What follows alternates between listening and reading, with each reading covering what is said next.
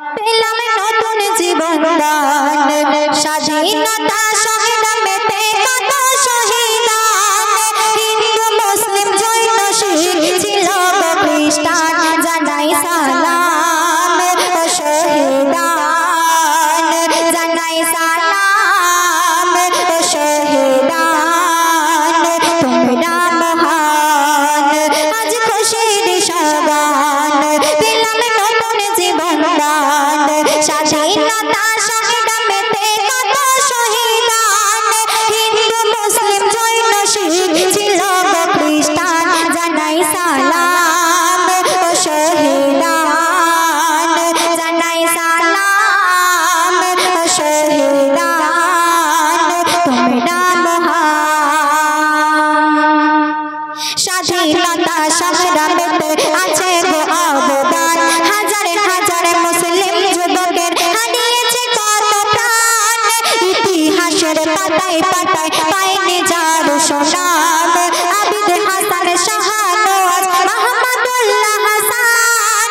বলে তোমরা যে বিদেশি নয়তো ভারতবাসী বলে তোমরা যে বিদেশি আর নয়তো ভারতবাসী এই দেশেতে জন্ম মোদের আছে ভারত ভূমির টান জানাই সালাম ও শহীদান জানাই সালাম ও শহীদান তোমরা মহান অতি মূল্যবান কথাই কবি লিখছে শুনুন নেতাজি আর বিনয় বাদল ক্ষুদিরামের কথা ইতিহাসে অমর আছে নিগমদের ব্যথা শেরে আলী শওকত আলী আশফাকুল্লাহ খান কেমন করে ভুলে গেলে এদের অবদান ও গো দেশকে ভালোবেসে কারাগারে থেকে ও গো দেশকে ভালোবেসে কারাগারে থেকে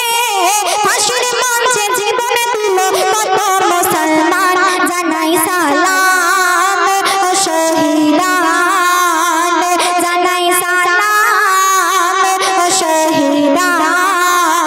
তোমরা মহান শেষ সন্দেহ কবির নাম শুনুন